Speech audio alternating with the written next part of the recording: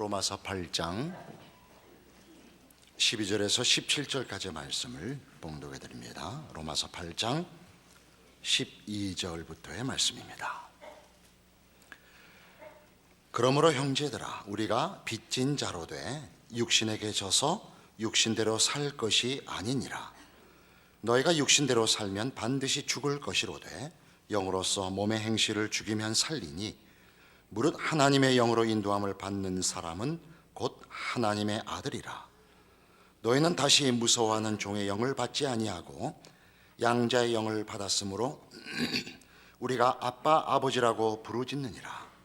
성령이 친히 우리의 영과 더불어 우리가 하나님의 자녀인 것을 증언하시나니 자녀이면 또한 상속자 곧 하나님의 상속자요 그리스도와 함께 상속자니 우리가 그와 함께 영광을 받기 위하여 고난도 함께 받아야 할 것이니라.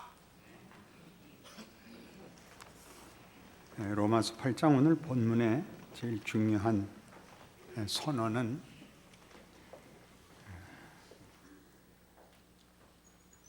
16절에 있는 바와 같이 성령이 친히 우리의 영과 더불어 우리가 하나님의 자녀인 것을 증언한다 하는 구절일 것입니다.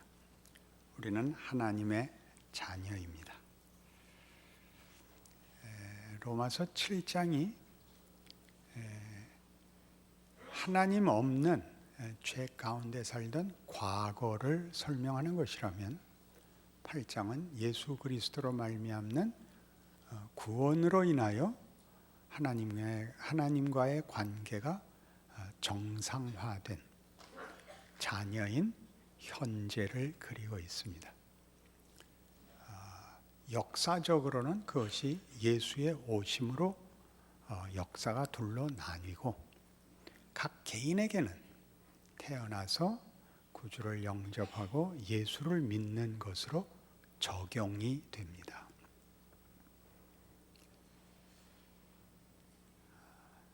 이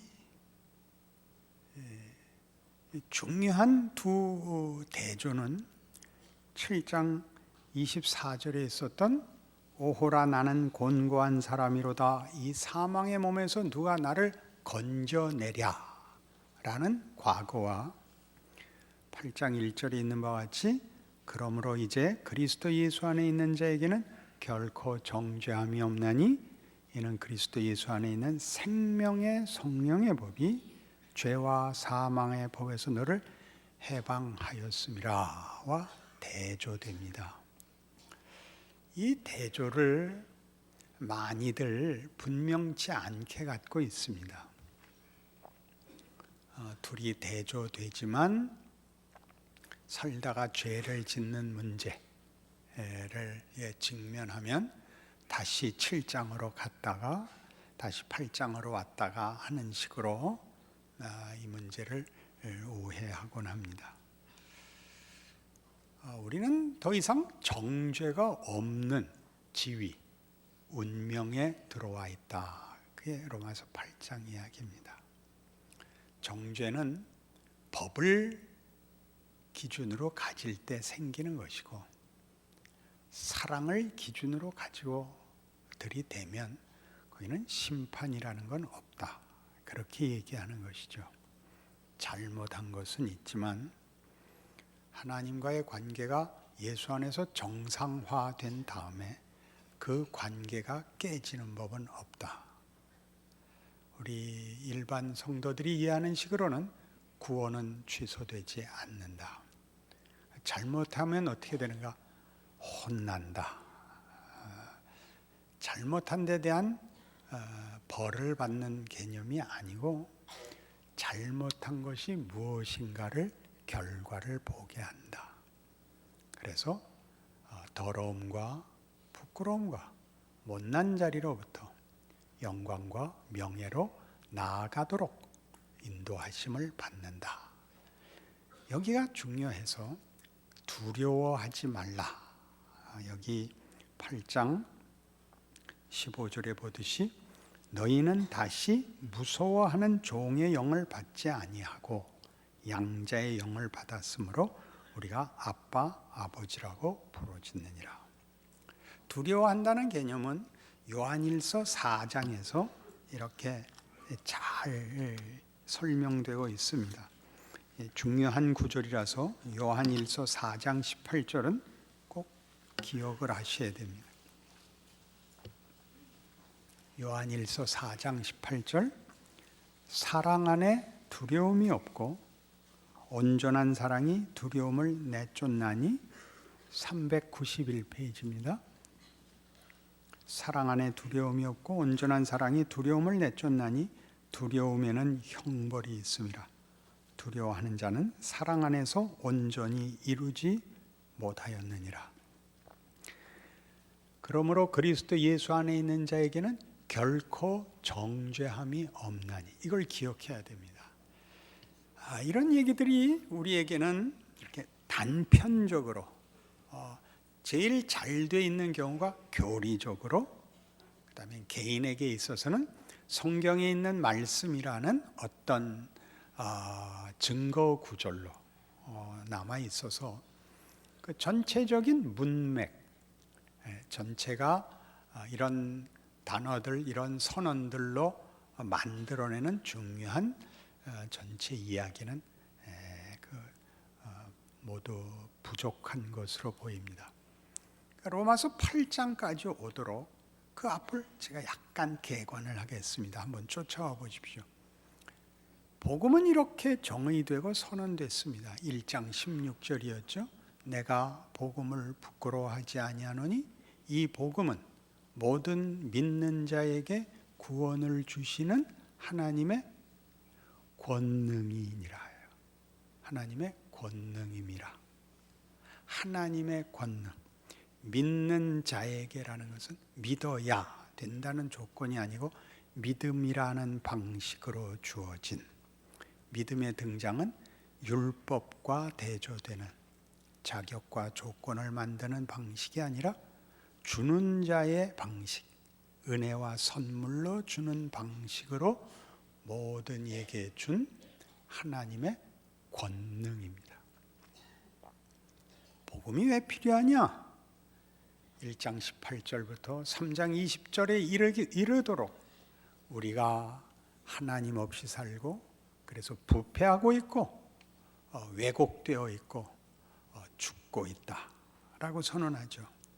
3장에 있는 10절, 11절, 12절을 예로 들면 의인은 없나니 하나도 없고 하나님을 찾는 자도 없고 선을 행하는 자도 없도다. 20절에 율법으로는 죄를 깨달음이라 율법의 행위로 구원을 얻을 자는 없다. 이렇게 인류의 희망을 닫아버립니다. 그리고 이제 복음이 등장하죠. 21절. 그러나 이제는 하나님의 한 의가 나타났습니다. 예수 그리스도 안에서 나타난 하나님의 한 의는 율법과 선지자들에게 증거를 받은 것이었습니다. 곧 예수 그리스도를 믿음으로 말미암는 하나님의 의니 차별이 없느니라. 그때 말하는 차별은 뭐겠어요? 잘잘못, 유무능의 문제가 아닌 하나님이 주시는 구원이죠. 이렇게 구원이 선언됐습니다. 그래서 이것이 우리가 만들어 얻는 보상이 아니라 하나님께서 은혜로, 다른 표현으로 믿음으로 주시는 방법이기에 이것을 설명하기 위하여 4장에서 아브라함을 다시 설명하죠. 믿음의 조상 아브라함이 무엇을 얻었단 말인가? 어떻게 그 의를 얻었단 말인가? 하나님이 불러 약속하여 그에게 의를 줬을 뿐이다. 그에게 의를 준 것은 아브라함의 실력이 아니고 하나님의 의요, 하나님의 자비였다. 아브라함이 믿은 하나님은 어떤 하나님이길래? 그는 창조의 하나님이요, 그는 부활의 하나님이다. 이게 복음이 성립되는, 복음이 구체적으로 힘을 쓰는 방식이 하나님의 은혜와 자비에 의한 것이라를 설명하는 4장입니다. 그래서 5장에 오면 아담 안에서 모든 사람이 죽은 것 같이 아이들이 죄 짓기 전에 죽지 않더냐? 다 죄인으로 태어나지 않더냐?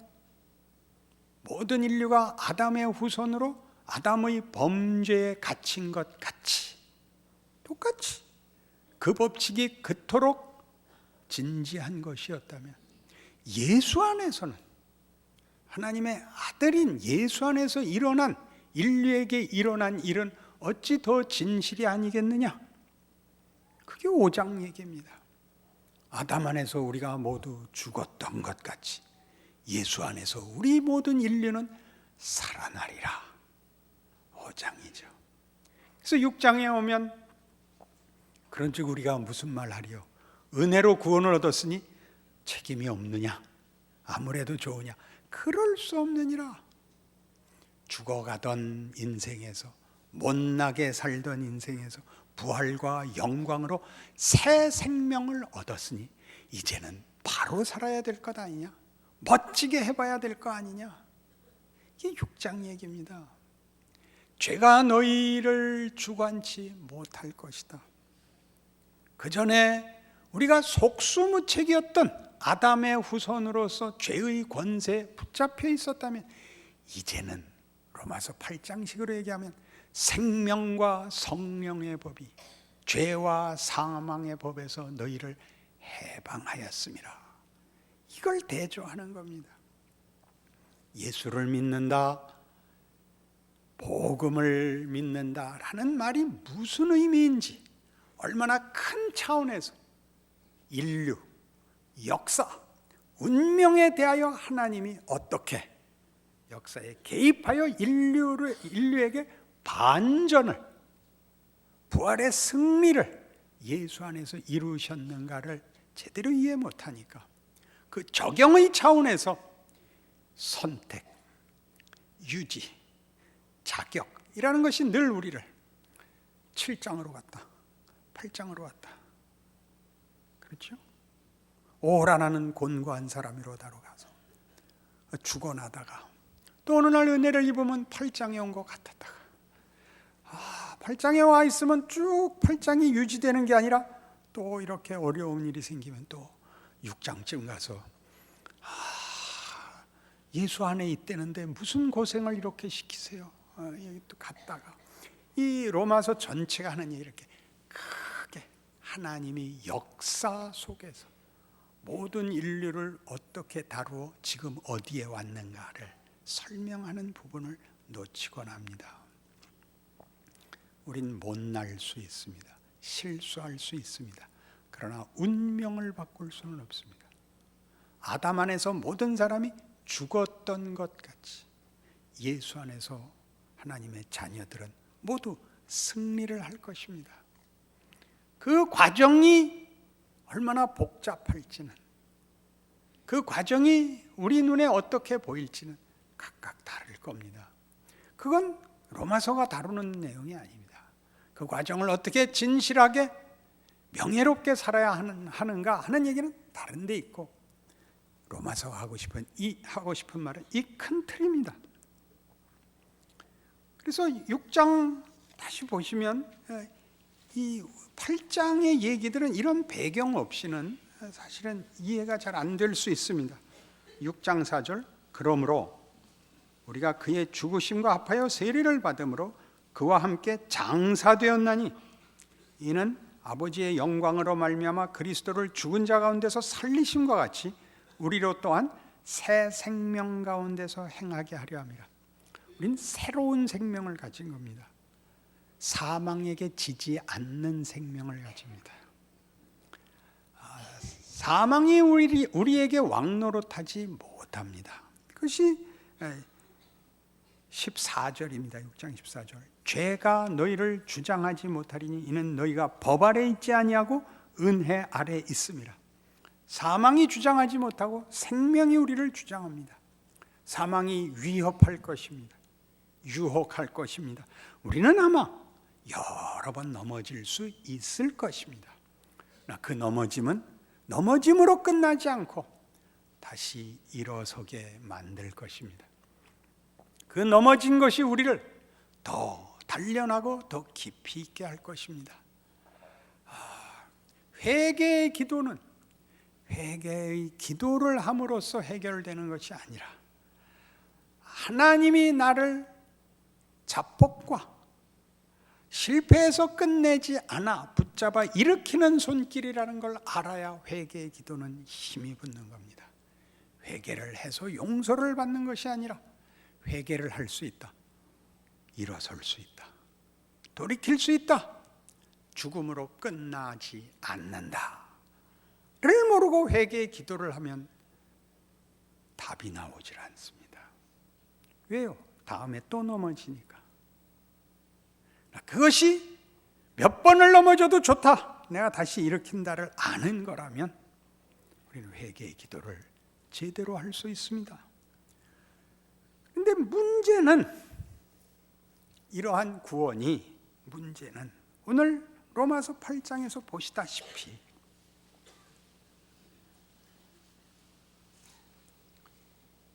(8장 17절) 자녀이면 또한 상속자 곧 하나님의 상속자요 그리스도와 함께한 상속자니 우리가 그와 함께 영광을 받기 위하여 고난도 함께 받아야 할 것이니라 입니다. 복음의 놀라운 점은 하나님을 외면한 인간을 구원하기로 작정하사 그의 아들을 보내셨다는 것입니다. 우리를 구원하기 위하여 그 아들을 십자가에 못 박았다고 합니다. 그리하여 아무 자격이 없는 우리를, 아무런 이해가 없는 우리를 로마서 5장 8절식으로 얘기해서 우리가 아직 죄인 되었을 때 우리를 위하여 그리스도께서 죽으심으로 아버지께서 우리에 대한 사랑을 확증하십니다.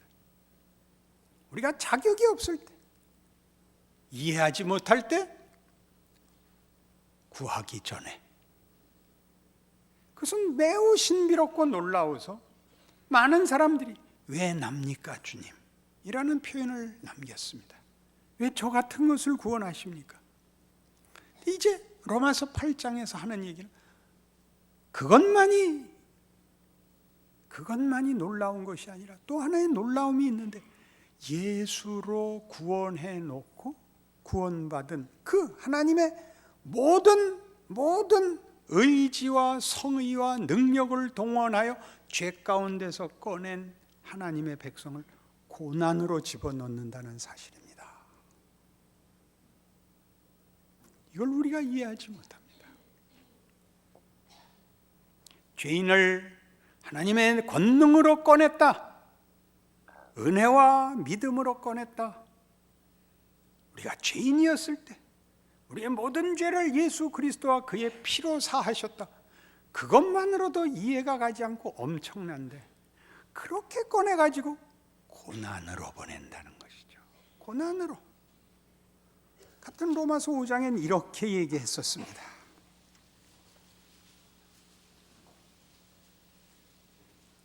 5장 1절 그러므로 우리가 믿음으로 의롭다 하심을 받았으니 우리 주 예수 그리스도로 말미암아 하나님과 화평을 누리자. 또한 그로 말미암아 우리가 믿음으로 서 있는 이 은혜에 들어감을 얻었으며 하나님의 영광을 바라고 즐거워하느니라.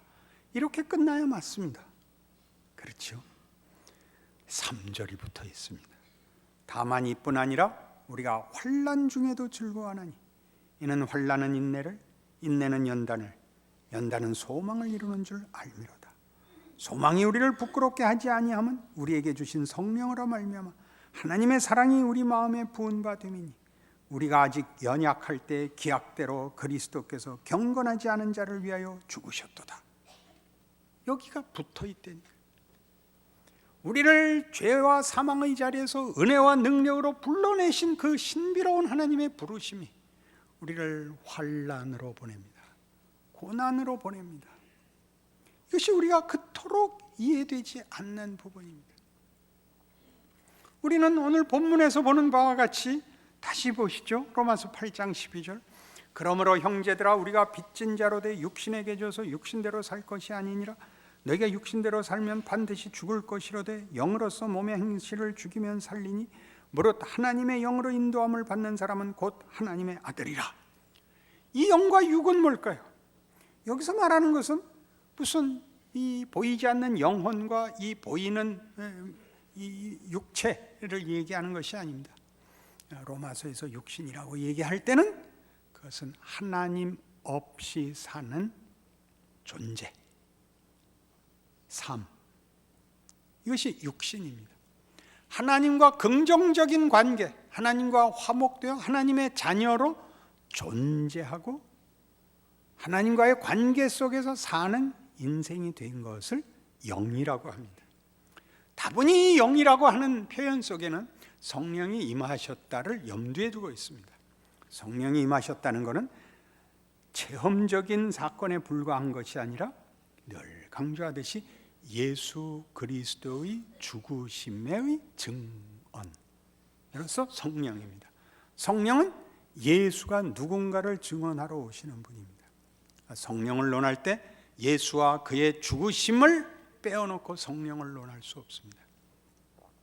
그런 여러 이유에서 하나님과 긍정적인 관계, 아버지와 자녀라는 관계에 들어와 살게 된, 존재하게 된 존재와 삶의 방식, 이걸 영이라고 합니다.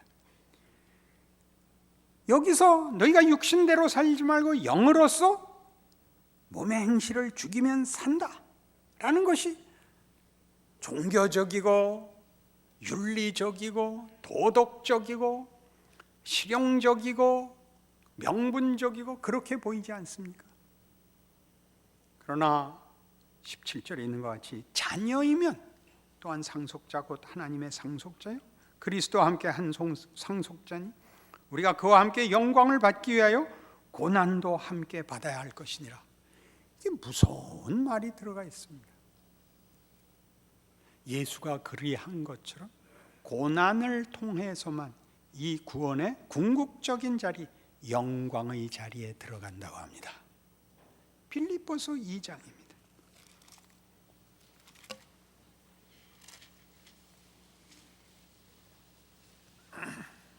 319페이지 빌립보서 2장 1절입니다.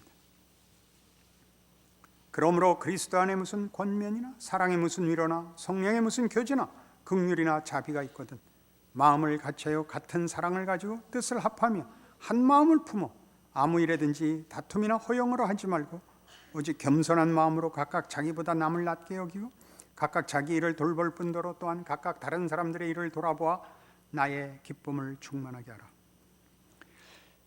이 구절이 그 다음 너희 안에 이 마음을 품으라 곧 그리스도 예수의 마음이니 근본 하나님의 본체시나 하나님과 동등됨을 취할 것으로 여기지 아니하시고 오히려 자기를 비워 종의 형체를 가지사 사람들의 모양으로 사람들과 같이 되셨고 사람의 모양으로 나타나사 자기를 낮추시고 죽기까지 복종하시고 십자가에 죽으시고 라는 말을 끌어내는 말들입니다. 우리는 이 구절을 쉽게 어떻게 이해할 수 있느냐 하면 너희가 좋은 일 할 때 예수의 마음을 가지고 희생과 겸손으로 하라 그렇게 할 수 있습니다. 그러나 오늘 본문에다가 붙이면 어떤 뜻이 되느냐 하면 너희 안에 하나님의 자녀가 됐기 때문에 일어나는 신앙적인 행위와 마음이 생기거든. 그때 하나님이 그 너희의 선행과 기특한 것 자체가 의미를 가지고 능력을 가지는 게 아니라 그런 기특한 것을 하고 만들고 충만케 하기 위하여 십자가의 길로 인도하신다는 사실을 잊지 마라. 착하고 성실하고 진심이면 자기가 한 거 다 한 거고 상대방이 항복하는 식으로 써먹히지 않는다. 이런 기특한 생각이 들거든. 이거는 과연 하나님의 자녀만이 가질 수 있는 생각인데 하나님은 이 생각을, 이 뜻을 예수에게서 그리한 것처럼 죄인을 구원하기 위하여 왔기 때문에 당하신 십자가의 고난으로 갖단다. 그렇게 하는 얘기입니다. 다 진심과 소원을 모아서 온유, 겸손, 사랑을 만들어낸다고 생각하기 때문에 하나님, 내가 무슨 다른 소원이 있겠어요? 주를 위해서 살고 싶어요. 그러니 건강 주세요. 그러니 나한테 기회 주세요. 나한테 돈 주시면 내가 나 위해서 쓰지 않을 거예요. 그 조금 정신 좀 차리게 해주세요. 그러니까 어떻게 갔나 보세요. 그런 기특한 생각, 기특한이라고 말하는 것은 조금 너무 좀 더 깊은 뜻이 있을 텐데, 신령한 생각이 들거든 예외 없이 그걸 이루려면 십자가를 지는 길로 가야만 그 신령한 생각은 구체화된다. 이렇게 각오하셔야 되는 겁니다. 얼마나 다른 얘기인지 이해하시겠습니까? 아무것도 아닌 일을 하는 것이 예수께서 당시에 그랬듯이 역사 속에 예수는 묻혀 있듯이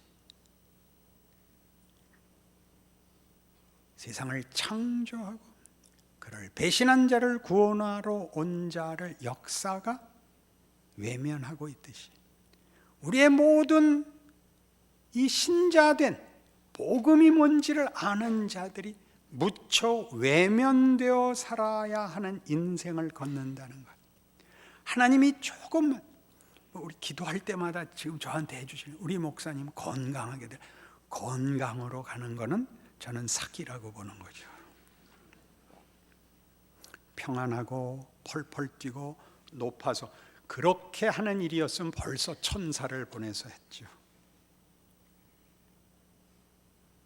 잘 생각해 보세요.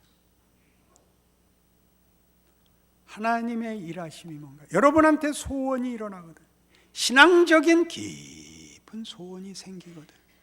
어디로 걸어 들어가야 되는지를.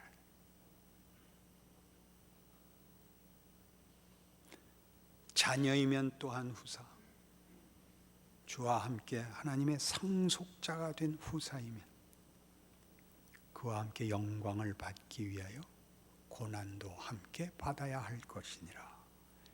이것이 하나님이 일하시는 방법입니다. 그것은 앞에 있었던 신비, 죄인을 구원하시는 은혜와 능력과 같은 그의 자녀를 고난으로 보내는 그 자녀의 대표인 예수 그리스도가 십자가의 길로 들어섬으로써 그래서 만든 길이라는 사실입니다. 우리의 분함은 어디에 있느냐 하면 욕먹기 싫은 거죠. 예수를 믿는 게 딱 분명하게 세상보다 우월한 지위와 평가를 받아야겠죠. 그게 억울하죠. 그래서 막 뭐라 그러고 무서워합니다. 목사님들은 왜 이렇게 실력이 없는가? 그대로 갖다 제가 저쪽으로 배달해 드릴게요. 예수님은 왜 이렇게 실력이 없으세요? 그 얘기가 됐죠. 왜 나는 이렇게 비참하게 만드셨어요? 하나님은 모든 충만을 예수 안에 담아 세상에 보냈단다. 여기를 모르면 여러분은 기독교를 모르는 것입니다. 여러분의 존재에 아무것도 아닌 것 같은 게 얼마나 큰 것인지를 모르게 됩니다. 부족한 것만 보이고 뺏어와야겠고 나만 못한 사람을 꺾어서 분풀이를 하는 수 외에는 기독교인이라는 진정한 능력과 신비는 그 명예는 자랑은 헤아릴 방법이 없습니다. 그러니 다시 읽으십시오. 기억하십시오. 여러분이 하나님 아버지라고 부르는 기도가 무엇인지를, 예수 이름으로 기도합니다라는 뜻이 무엇인지를 다시 확인하셔서 이미 준 것, 이미 가진 것, 세상이 빼앗을 수 없는 것, 확인하고 누리십시오. 명예로운 인생인 것을 확인하실 것입니다.